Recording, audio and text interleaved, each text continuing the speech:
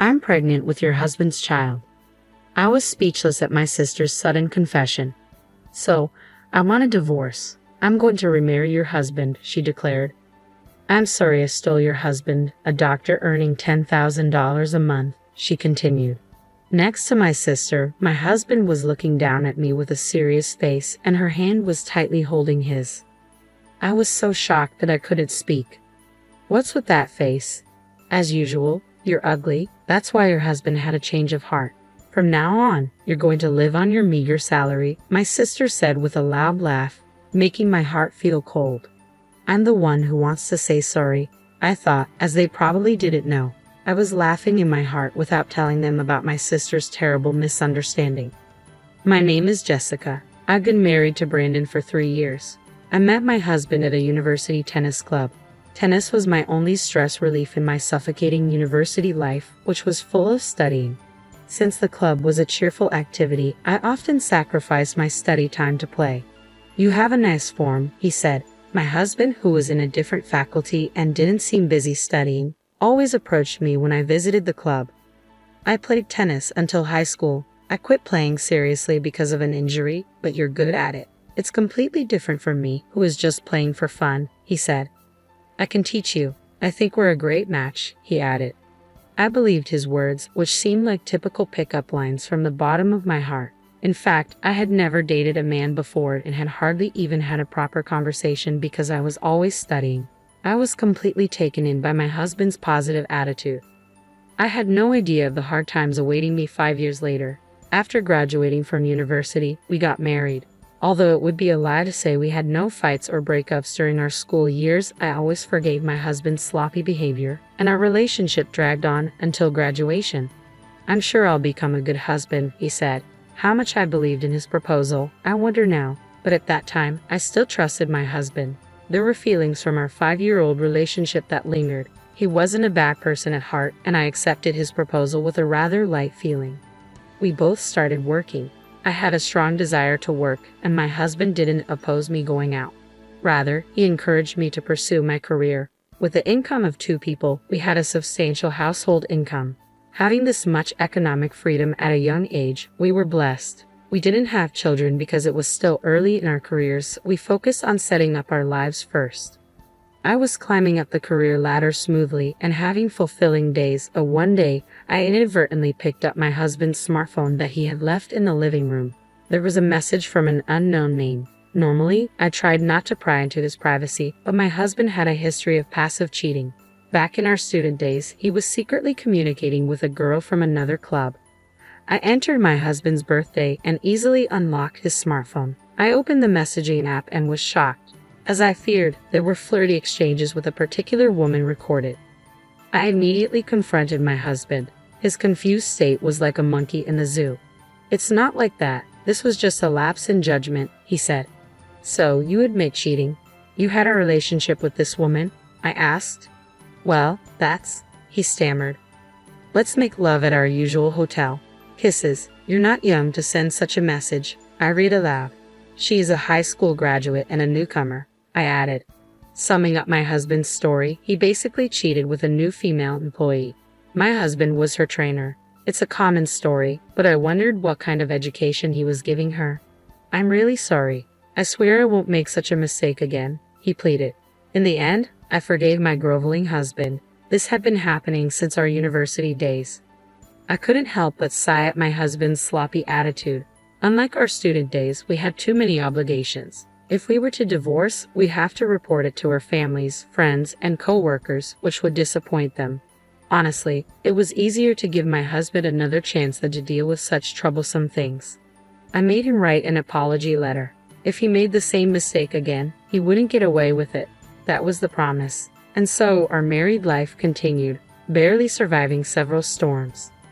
One day, I received a call from my mother with the news of my father's death. According to her, he had collapsed on the way home from drinking and was taken to the hospital. It appeared to be a stroke. His discovery was late and it was the middle of winter, so he unfortunately never came back to life. He was 60 years old, just before retirement. I took care of all the funeral arrangements. My mother cried all the time and wasn't in any condition to manage. With the support of relatives and a hollowed-out mother, I barely managed to complete the funeral proceedings. I felt sorry for the inconvenience to my workplace, but my colleagues and superiors never complained. I'll never forget their support. One issue was dealing with my sister. I have a sister 2 years older than me, named Anna. After graduating from high school, she left our parents' home, so I hadn't seen her for nearly 10 years. Her circumstances were problematic. My sister had always been a troublemaker, causing trouble for our parents. She had been involved with the police more than once or twice. Her relationships with men were particularly unrestrained, and she had been involved with multiple adult men since junior high school, some of whom were married. Because of her behavior, my parents scolded her all the time. Live a decent life. Don't ruin your own life, they would advise, but it didn't resonate with her at all. Finally, it was discovered that she had secretly given money from our house to a male host, which led to a huge fight with both of our parents, especially our father. "Get out," my father declared, disowning her. It was not surprising that he excluded her from his inheritance. "I don't even think of you as my daughter anymore," my father declared. In response, my sister retorted and stormed out of the house. "Who would want to come back to such a poor and gloomy place?" she shouted as she left. True to her words, my sister never showed her face again until our father passed away. Even though I had to inform her of our father's death, my mom said, "There's no need for that." But I couldn't ignore my sister. Her cell phone number was still the same, so I sent her a short message informing her of our father's passing. There was no contact from my sister until just before the funeral. If she doesn't come, it's fine then, I thought. Just when I was beginning to believe she wouldn't show up, my sister finally arrived at the post-cremation meal. Her face, with makeup 3 times thicker than before, was a stark contrast to her appearance 10 years ago. "Huh, so you got married without updating our late father," she remarked, noticing that I had brought my husband. My husband, who had managed to attend the ceremony during a break from work, had been timid and meek until my sister showed up. He was not the type of person to handle ceremonial situations briskly. "Your husband isn't bad-looking. Did you meet him at work?" my sister inquired. "We met through a club in college. Our workplaces are completely different," I replied. "Huh, you cooked a good one. You were always studying, right? Well, if you got a man with a decent education, that's good. You don't seem to be struggling with money. Since one of us is a doctor, the salary is decent. We both work, but more importantly, you should properly greet our father," I said, trying to steer the conversation back to the matter at hand. "A doctor?" My sister's eyes seemed to plot something, and she may have even licked her lips. My husband, subjected to her snake-like gaze, was simply flustered. We disbanded that day, and my sister, who said she would contact me soon, never did. She didn't contribute any condolence money, and I had no intention of following up on my mother's lament. Things started to get strange about 6 months later. Although the sadness of losing my father had not yet healed, I had almost completely forgotten about the days of the funeral and my sister. But it seemed my sister remembered well about my husband Brandon. After work, I saw a familiar figure near the station. The navy suit was the one I had just cleaned for him yesterday. What surprised me was the sight of the woman next to him. They were holding hands, looking friendly. Again, my husband's bad habits. As the flames of anger flared up, I realized my husband's crime was not just that. This time, I was more taken aback than angry. Next to my husband, flaunting her miniskirt, was my sister Anna, holding his hand. My husband was cheating with my own sister. I blurted it out involuntarily, then decided to follow them. If this is truly an affair, I will not forgive my husband this time. I've been tormented by my husband's womanizing many times, but if it's with my own sister, it's beyond a joke. Moreover, the occasion where they met face to face was at my dad's funeral. I'll definitely catch them in the act. I grit my teeth and focused on not losing sight of them. As expected, they headed towards the hotel district. It was still daytime. My husband was supposed to be at work. I wondered what kind of excuse he used to leave the office. They walked past numerous hotels, glued even closer together. At one of the hotels where they finally stopped, they started kissing. Disgusting. This was the first time I had witnessed my husband's infidelity. Then they went into the hotel in front of them. I called my husband's smartphone after letting the two of them off the hook for a while, holding back my nausea. After an irritating wait, my husband finally picked up the phone. "What is it? I'm working. There's something I really need to check with you." "Who are you with right now?" "Who?" Of course, I'm with my colleagues and boss. We have an important meeting coming up." Oh, so you have important meetings at the Love Hotel Jewelry Resort? Quite a flippant name, isn't it? How do you? I also know that my sister is with you. You're the one who needs to explain. Just wait there with my sister. After I had my ace up my sleeve, Brendan's voice seemed muffled and raspy. Finally, after checking with my sister, he informed me of the room number. All right, I said, bracing myself and storming into the hotel. I explained the situation to the receptionist and paid for another room. After all the humiliation he has put me through, I won't show any mercy to my husband. When I opened the door to room 402, my husband was waiting there with a pale face. He was already dressed in a gown, having taken off his suit. My sister wore the same gown and had a mocking expression on her face. The pitiful wife showed up. She started, smoking and showing no sign of remorse. On the contrary, she seemed to be enjoying the situation just like half a year ago. Her makeup was heavily plastered like paint. First, I confronted my sister, who was making a creepy face. Anna, what are you thinking? You knew he's my husband and you laid your hands on him, didn't you? Well, it's frustrating. After being kicked out of the house, I've had a really hard time. I was even abandoned by the host I was sponsoring. I didn't have a single thing going well for me. Despite all that, you live a happy married life. You left home because of your selfishness, right? You troubled your parents till the end. And now you will try to ruin my family too.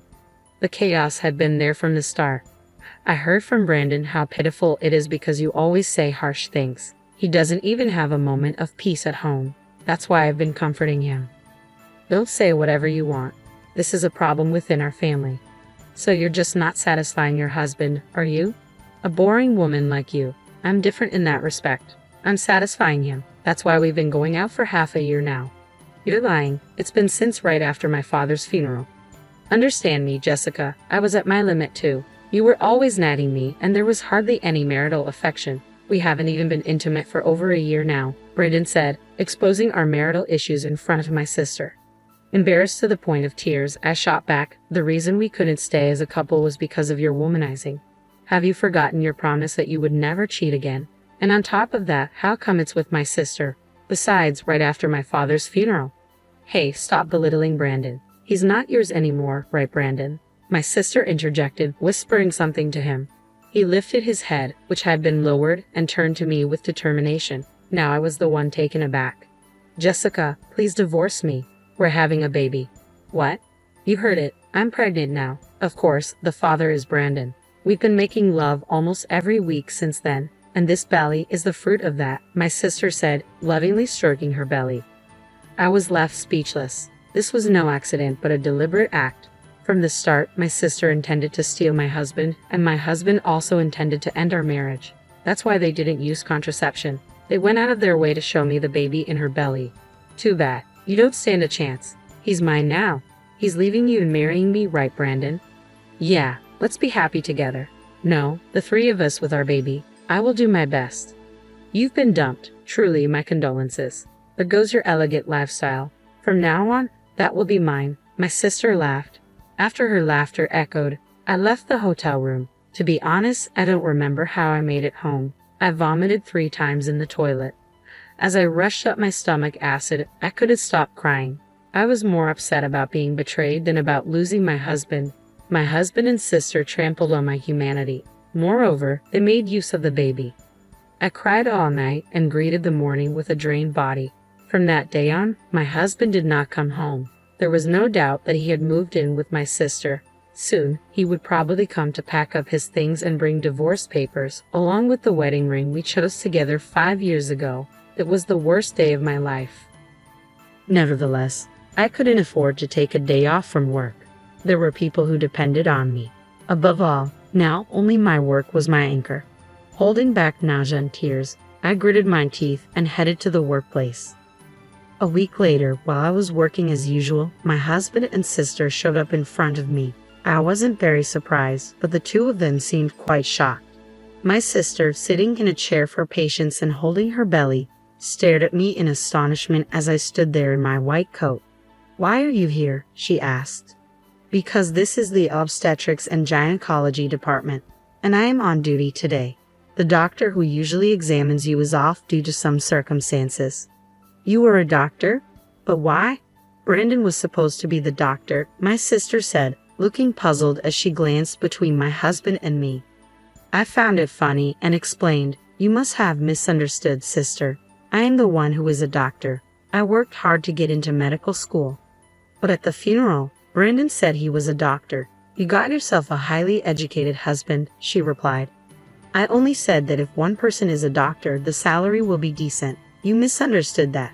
But Brandon said he was a doctor, she insisted. As my sister's gaze, Peterson, my husband, who seemed to have come along as an escort, turned pale and began to stammer clumsy excuses like a fish washed up on the beach. "No, I was actually thinking of talking to you seriously, but then you mentioned getting pregnant. So you lied about being a doctor just to impress my sister and sleep with her? How pathetic. You're a low-paid salesman," I said. "Well, that's..." "What do you mean, low-paid? What about $1 million a month? We've already started looking at luxury apartments and even contacted a car dealer to get a car. I've already maxed out my credit card on designer bags and shoes," my sister interjected. "Why would you waste money like that? And why is Jessica even at this hospital? She's supposed to be working at a different hospital." "That's why I brought her here," my husband said, bewildered. "When I took time off for my father's funeral, the doctor from this hospital helped me out multiple times. Now she has a situation, so I'm returning the favor. I've been working hard even while you two were cheating on me," I explained. "Jessica, listen, this is the end of us. I'm fed up with you. Go ahead and divorce or remarry, but make sure to pay me alimony," I demanded. "Wait, Jessica. I was wrong. I'll change my ways this time. Let's forget about the divorce for now," my husband pleaded. "What are you saying? Remember when you cheated with that girl from your office? You promised me that if it happened again, you pay whatever amount of alimony I demanded," I reminded him, showing the written pledge I had taken a picture with my smartphone, complete with his signature and thumbprint. My husband let out a silent scream. "At least 5 million yen. No, considering it was right after my father's funeral, I could even add a bit more. I'll contact a good lawyer. You two can wait and tremble," I said firmly. "Wait, does that mean I have to pay alimony too? Are you going to demand it from me?" my sister asked, panicking. "Of course. That's what it means to steal your sister's husband. Don't worry, I'll give you a grace period until the baby is born. That's my moral obligation as an obstetrician. But make sure you pay up after the baby is born. I'll have you give up all your designer bags and shoes, and I'll add the funeral offering for my father. You'll apologize on your knees in front of his grave," I declared. I glared at my sister and walked away to start the regular examination. As soon as I instructed her to get on the bed, my sister fled the examination room, perhaps afraid of me wearing rubber gloves. My husband, who remained, seemed to want to say something, but he meekly retreated under the cold stares of the nurses. Thinking that I wouldn't have to see his face anymore, I felt truly liberated. Another half a year later, it seems my sister had a baby safely at a different obstetrics and gynecology clinic. Regardless of what my sister had done, the newborn baby was innocent. Knowing it was a healthy baby girl, I felt relieved deep down. But as for my sister herself, it's a different story. I don't feel a shred of pity for her. As I declared after the baby was born, I sent my sister a letter demanding alimony. The total was 5.3 million yen. Of course, 300,000 yen was for the condolence money for my father's funeral. I planned to deliver it to my mother. As for my husband, no, my ex-husband, life seems to be quite tough with the alimony he owes me. His workplace, due to the rumors of his affair, had no choice but to let him resign. It seems difficult for him to get rehired as a full-time employee. I heard he's juggling temp jobs now. As for who spread the rumors of the affair at his former workplace, I think it's best left unsaid. Furthermore, through the grapevine, I heard he hasn't gotten over his womanizing ways. He seems to be injuring my sister by hitting on any woman close at hand. At this rate, they seem like a suitable couple, and I feel truly refreshed being able to break up with my ex-husband. Now I'm dedicating myself to my work as an obstetrician. Today, 2 mothers to be with big bellies are waiting for my help.